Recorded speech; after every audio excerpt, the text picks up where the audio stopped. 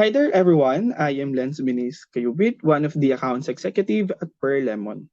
For today's video, we are going to discuss situations to consider liquidation value. Let's start. First is business failures. It is the most common reason why businesses close or liquidate. Early symptoms of business failure are low or negative returns. Companies which consistently report operating losses will eventually impact and reduce firm value. If the firm only earns return at a rate lower than its cost of capital, this might signal business failure.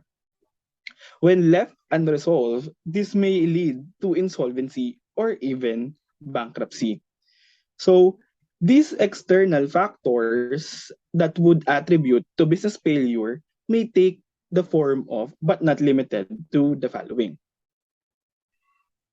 The first one is severe economic downturn, dynamic consumer preferences, material adverse governmental action or regulation, occurrence of national disaster or calamities, occurrence of pandemic or general health hazards.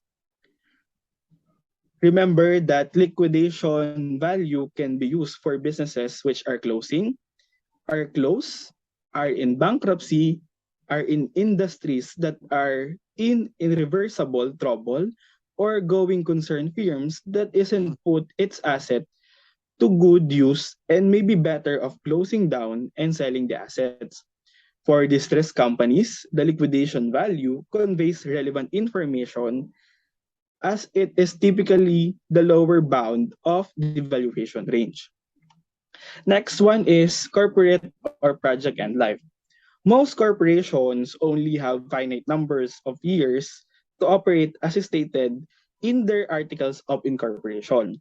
This is also similar in the case of projects like joint venture with finite life.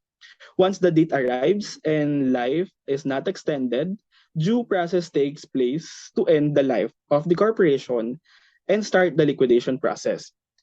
Non-extension of corporate life may stem from collective decision of shareholders to stop the operation and realize value from liquidating the company instead.